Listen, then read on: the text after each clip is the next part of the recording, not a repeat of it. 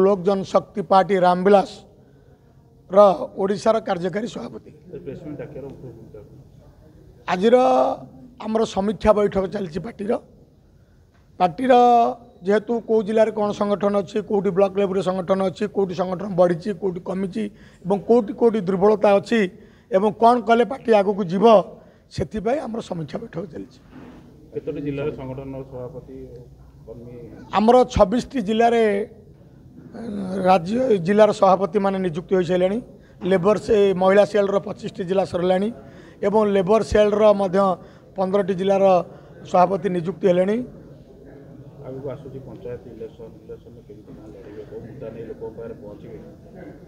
शुणु कथा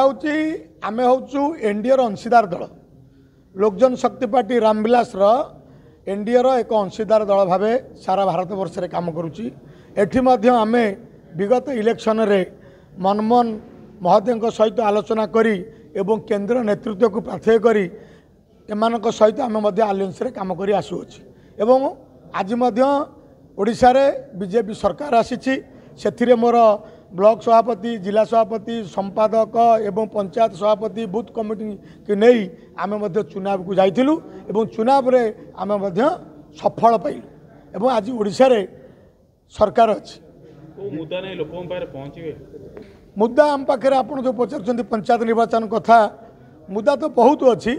ओडिशार बहुत मुद्दा अच्छी जेपर्यंत ओडिशारू गरीब हटिनी से पर्यंत मुद्दा सर ना जे रामविलास पासवान कहते हम उस घर में दिया जलाने चला हूँ जहाँ सदिए से अंधारा जो घर अंधार अच्छी जे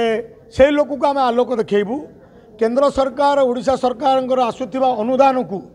सुचारू रूपे केमती लोकों पाखे पहुँचब यही मुद्दा को नहीं आम पार्टी आम कर्मकर्ता एम लोकों पाखे पहुँचे आमर प्रभारी आसी से मास को 2-3 थर विजिट करती जे आमको पार्टी ऑफिस बा कार्यालय सेंटर रु चिठी अच्छी एवं चिठी सीएम महोदय पाखे अच्छी मुझे निजे जाइली सीएम पाखक प्रभारी मोर सीएम फाइल रखिले एवं सी कहले जे आपण को कार्यालय दिज्व डेट फिक्स करना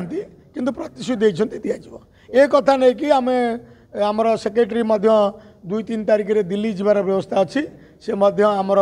मान्यवर सभापति तथा केंद्र सरकार भारत सरकार मंत्री चिराग पासवान सहित पुनर्बार आलोचना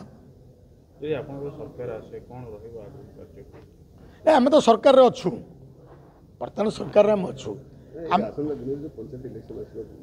पंचायत इलेक्शन आमर आलोचना हम आम एका लड़ू कि सांगे लड़ू ता केंद्र निष्पत्ति फाइनाल करिवो केंद्र जनसाधारण पाखे निश्चिंत भाव में आमर जेहेतु आम आमर दलित सेना आम दलित लोकों काम करुचु माने राज्य स्तर आंतर्जातिक स्तर आम काम करुचु दलित लोकों आम भी बर्तमान ओडिशा रे आमर जो अवहेलित दलित लोकों आम निश्चिंत भाव काम करूँ बोले आम आगू को आगे चलु निश्चिंत भाव में कारण आमर ओडिशा रे बर्तमान अवहेलित और दलित लोकंकर संख्या बहुत अधिक एवं से ही मानक जब आम काम करूँ ताल आम निश्चिंत भाव लोकों पाखे प्रिय भाजन हो पारे आशा रखीचु।